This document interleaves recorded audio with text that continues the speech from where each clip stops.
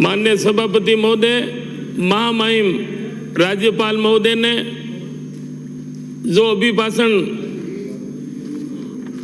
और 2 दिनों से पक्ष विपक्ष की ओर से सबने भावना प्रकट की और माननीय मुख्यमंत्री जी इन 4 सालों में जानदार, शानदार और जन कल्याणकारी योजनाएं जो राजस्थान में दी है, पूरे देश में एक मॉडल स्टेट की तरह राजस्थान 1 नंबर पे है। तमाम योजनाओं में लोग कितनी तारीफ करें वो कम है।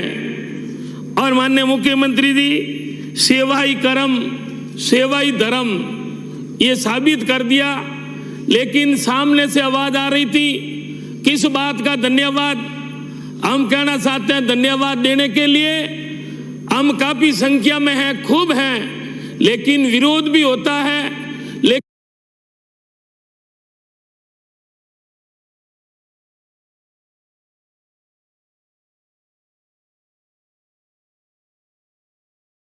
लेकिन कैसे बोलते थे,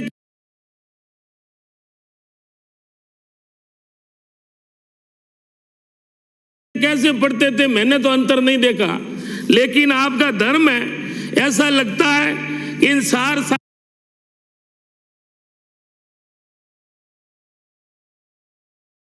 सालों में मुझे लगता है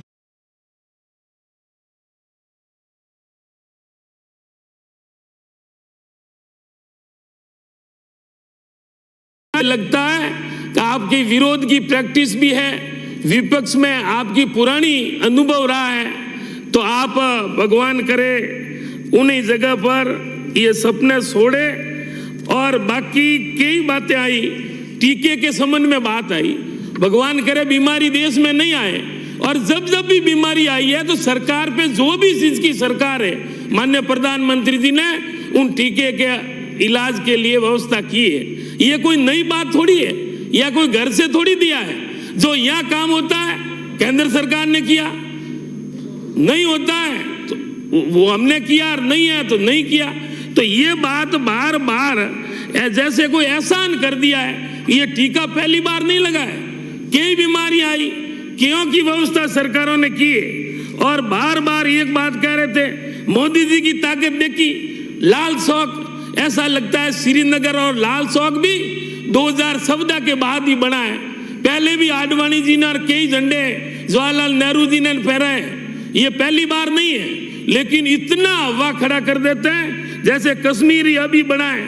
और रही बात वादों की, तो मैं गहराई में नहीं जाता हूं। क्या 2022 तो चला गया, किसानों की आय दुगनी हो गई? क्या 2 करोड़ नौकरियां युवाओं को दी गई? और बार बार कह रहे हैं कि हमने सबने कह दिया कि सहकारी समितियों का कर्जा माफ किया है 15-16 हजार करोड़। और केंद्र सरकार के अधीन सेंट्रल बैंक है। अगर आप किसान हितैषी हैं तो अपन सभी मिलकर चले मोदी जी के पास कि आप किसानों के लिए मदद करें। वो बात तो नहीं, लेकिन 10 दिन तो 15,000 करोड़ किया है। आपने भी जाते जाते सड़कों के एडवांस टेंडर निकाल के 2 साल तक पैसे हमने दिए। और आप कह रहे हो 2,000 करोड़ का आपके समय कर्जा माफ हुआ, 15-16 हजार करोड़ माननीय लोकप्रिय मुख्यमंत्री अशोक गहलोत जी ने किए। तो क्या आपके समय आपने क्या व्यवस्था अलग से की थी? इसलिए मैं ज्यादा समय नहीं लेते हुए, कम से कम पूरा हिंदुस्तान में तारीफ हो रही है कि माननीय मुख्यमंत्री जी ने चिरंजीवी बीमा योजना जो लागू की है, ये वो समय भी देखा है जिसके बेटे की बीमारी के लिए बाप को खेत बेचने की मजबूरी थी, मकान बेचने की मजबूरी थी। और आज जेब में हाथ डालने की जरूरत नहीं। और अगर भगवान करे कोई दुर्घटना में मृत्यु नहीं हो, 5 लाख की गारंटी माननीय मुख्यमंत्री जी ने दी है। ये कोई मामूली बात है, कागजों में है। अरे थोड़ा तो मान लो, रहम करो और मंथन करो कि भगवान को साक्षी मानते। मैं शर्म की बात नहीं कहता हूं, लेकिन वो समझते हैं कि यार ऐसी शानदार योजनाओं की भी आप बुराई कर रहे हैं। क्या प्रैक्टिकल किसी ने आपने उन व्यवस्था का लाभ नहीं लिया है? तो शायद चिरंजीवी योजना हो, शायद मान सम्मान के साथ में इंदिरा रसोई, भरपेट भोजन, किन योजना की तारीफ करें वो कम है, क्योंकि समय कम है। शायद शहरी रोजगार गारंटी हो, चाहे 50 2 मिनट में समाप्त करें।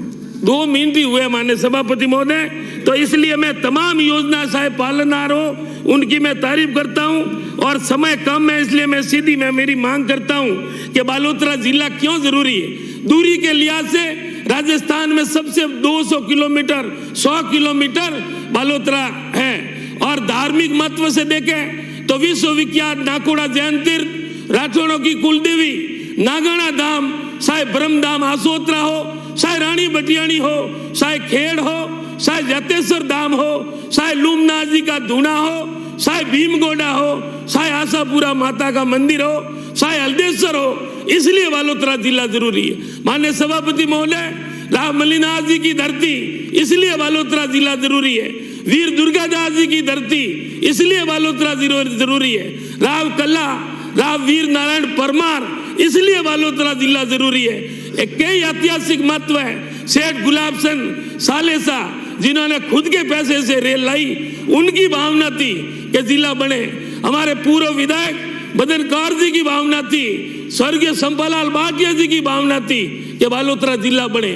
सबकी भावना है और आज हम मुझे खुशी है कि जिले के हम 7 विधायक हैं, सबकी एक ही राय है बालोतरा जिला बने। ऐसी सर्वसम्मति शायद पक्ष विपक्ष की हो ही नहीं सकती और धार्मिक लिहाज से हो, चाहे विश्व की हिंदुस्तान की सबसे बड़ी रिफाइनरी हो, उनकी मॉनिटरिंग के लिए बालोतरा जिला जरूरी है। और यह हिम्मत अगर कोई कर सकता है तो लोकप्रिय मुख्यमंत्री अशोक गहलोत जी कर सकते हैं। मुझे पूरी उम्मीद है कि बजट में राजस्थान में सौगात होगी और क्रांतिकारी फैसला अगर कोई ले सकते हैं तो माननीय मुख्यमंत्री अशोक गहलोत जी ले सकते हैं। इसलिए बालोतरा जिला जरूरी है कि धार्मिक लिहाज से हो, शायद बालोतरा का सूरत और अहमदाबाद की तर्ज पर कपड़ा उद्योग और उसको आत्मनिर्भर अगर बनाना है तो पावर लूम और सौर ऊर्जा में रात दे 80% की बाध्यता के अलावा फुल सौर ऊर्जा का पावर उद्योग के लिए दिया जाए तो पावर लूम में आत्मनिर्भर राजस्थान बन सकता है। माननीय सभापति महोदय, 1 मिनट का समय लेते हुए विटूजा में आरओ प्लांट की स्थापना के लिए बजट दिया जाए ताकि उद्योग कपड़ा उद्योग को बढ़ावा मिल सके। युवाओं के खेलों के लिए पसपदरा, जसोल, कल्याणपुर, मंडली, कन्नाना में स्टेडियम के लिए बजट दे। बालोतरा का गंदा नाला फ्लड चैनल उनके विकास कर सौपाटी का निर्माण करवाया जाए, उनके लिए बजट दे। बालोतरा में विद्युत स्टोर नहीं है, 100 किलोमीटर जोधपुर और वापस बाड़मेर जाके माल ट्रांसफार्मर वगैरह आते हैं, इसलिए विद्युत स्टोर की स्थापना की जाए। कल्याणपुर में पानी और बिजली का ईएन ऑफिस खोला जाए और बालोतरा में 300 किलोमीटर नहर से पानी आता है, स्थानीय स्रोत नहीं है और 300 कैंट में बार बार लैंड लीकेज होती है। मेरा तो आरोप है कि यह कोई षड्यंत्र है, जानबूझ के हर तीसरे दिन लाइन फोड़ी जा रही है। तो इसलिए बालोतरा में 15 दिनों का स्टोरेज बनाया जाता है तो बालोतरा, जसोल और पसपदरा को लाभ मिल सकता है। पसपदरा को वागुंडी से सीधी लाइन से जोड़ा जाए।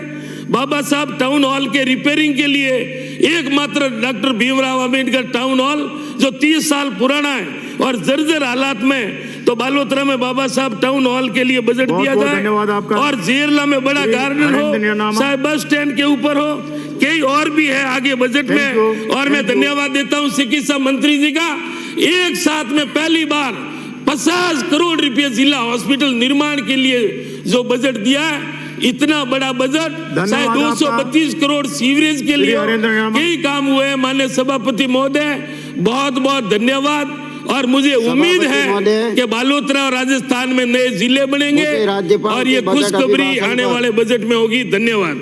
आपने